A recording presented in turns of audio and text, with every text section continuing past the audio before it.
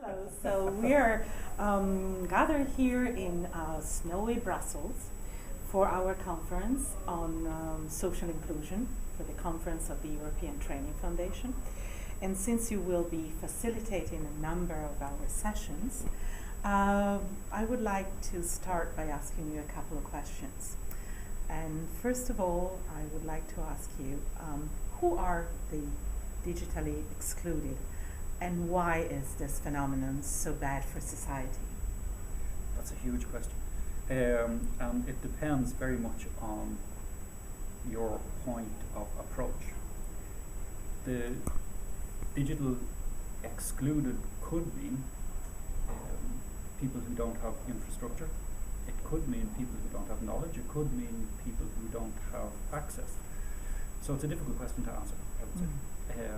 And part of the problem is that people who consider themselves to be digitally included may very well be people who are part of the digitally excluded. It depends, again, on what your point of departure is. There's an obvious problem, which is an infrastructural problem, that people without access to electricity, for example, would be seen as digitally excluded by most people. The problem with that is that people who don't have access to electricity still have access to cell phones, for example. Right. And the people who have access to cell phones are people who are possibly more digitally included than people in the so-called developed world. I'll give you an example. I was in Botswana for not so very long ago, and one of the things that happens at the market is that people sell the usual stuff. They sell their chickens, they sell their pots, they sell that sort of stuff. But people come in from outlying villages with 7, 8, 9 mobile phone batteries, which they then pay for at a stand in the marketplace to get charged. They go back to their villages, and so they have then mobile phone access for 2 weeks. Right. And this is in a place where there is no electricity. But still we have the spread of mobile phones, and mobile phones are really just digital access tools. Right. So not only computers. And the thing here is that most of the people in a lot of these regions will never have access to a computer. Right. But they will have access to the digital flow of information because they have access to the mobile platform. And I think that that's something we're going to see more and more. It's also the case that, for example, in the educational system, we say that there are a lot of people who aren't digitally included. And I would say that in a lot of places, the people who are most digitally excluded are actually the teachers.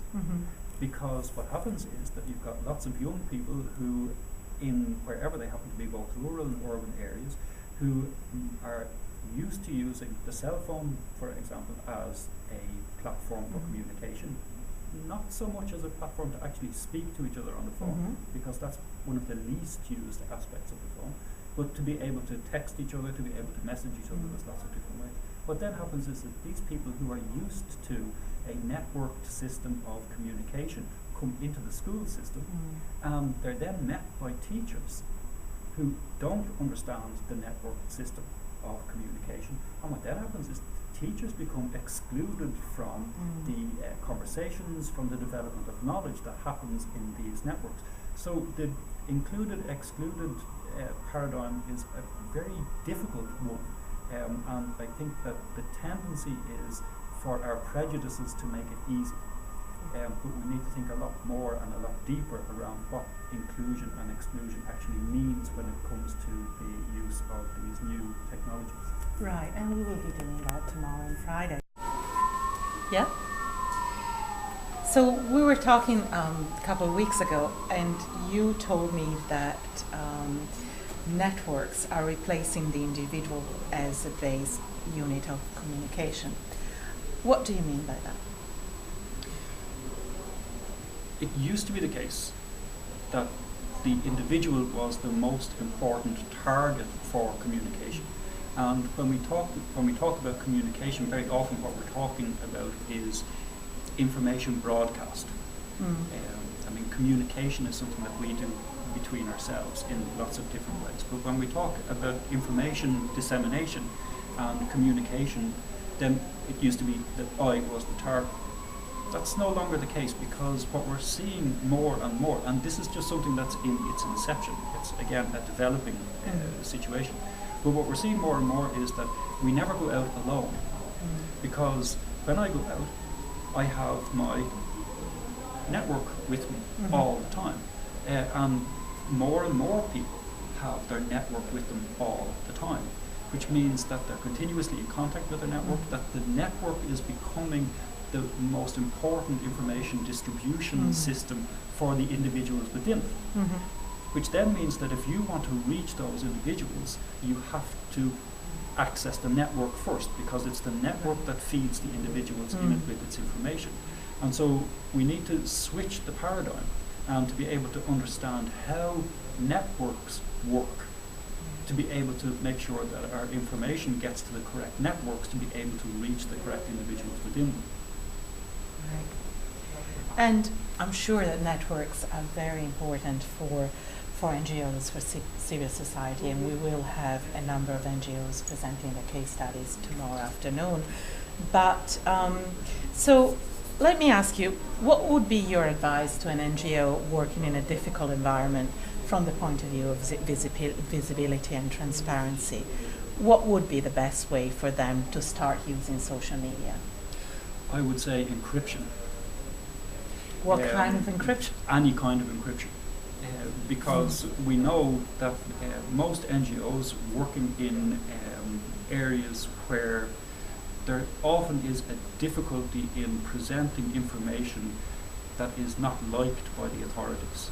And I think that every government, it doesn't matter what government it is, wants to control the flow of information. And it doesn't matter where in the world you are. In China, we have the Great Firewall of China, where the Chinese government wants to control information. In the USA, we have senators who want to make WikiLeaks classified as a terrorist organization. So we have both sides of that spectrum. And I do think that one of the things that NGOs, or indeed anybody working almost in any field, needs to first understand is how to be able to spread your information while at the same time protecting both yourself and your sources. So that would be one thing. I would also say that using as many of the free services that are available as possible, and there are a huge amount of them. Logging is very, very useful. It allows for information in, but it also allows for information out. It allows for a discussion around particular topics, so that's very useful. Twitter also, I would say, something that's incredibly useful for people. It allows for a very quick dissemination of information. The thing people say about Twitter is there's only 140 characters that you can use. It's only a small amount of information. And I would say that that's true, but at the same time, that small amount of information can contain links, which means that in principle what you have is a system that can be short and sharp, but that can deliver both depth and speed, because the linking system allows you to link to depth of knowledge. So I think that's really useful for them. Flickr and YouTube, also something that I think are incredibly useful. We know that video is becoming one of the major ways of communicating in the mobile sphere. On YouTube, for example, there are 36 hours of video uploaded to YouTube every minute. Every minute of every hour of every day of every week of every month of every year. That is a huge amount of video. And so we know that video is becoming a more important mode of communication. And we also know that the mobile platforms allow for people to see that video wherever they happen to be.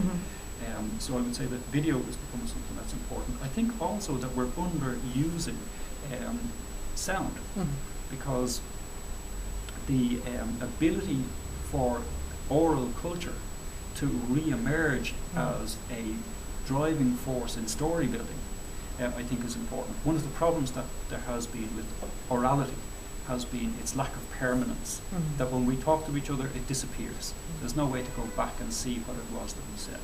But in the digital world, we're seeing that because archiving is cheap and available, and because we're starting to be able to tag the contents of sound files, which means that we can search through large sound files and still find the relevant pieces of information. I think that that's going to lead to a resurgence of oral communications, and this is really good news for people who work in areas where a lot of people can't read. And I think that we need to start to integrate that sort of system into the way NGOs spread the information that they have. I think that it would allow, one of the things that I find difficult is that very often what we have is me telling your story, that NGOs will tell the people's story. It used to be the case that journalists were the people who would be the voice of the people. The people are now have our own voices. We don't need you to be the voice of us. We are actually the voice of ourselves. And I think that NGOs also need to get that into their DNA, that they don't need to tell other people's stories. They need to allow people to tell their own stories. And I think that this is what this technology allows us to do.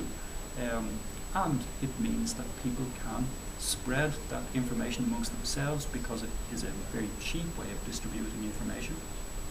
And because it's so easy to spread that information, it becomes difficult to stop that flow of information. Now, this can have both good and bad effects.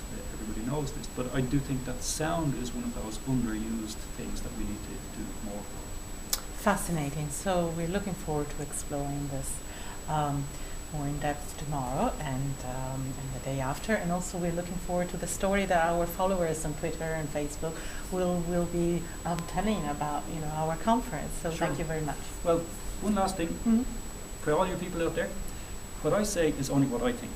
What you say is more important, and it's really important that you participate in this discussion. So we'd really like you to do that. There's loads of ways for you to do it. It's really important and useful for both you and for us that this becomes not a monologue but a conversation. So please, join us.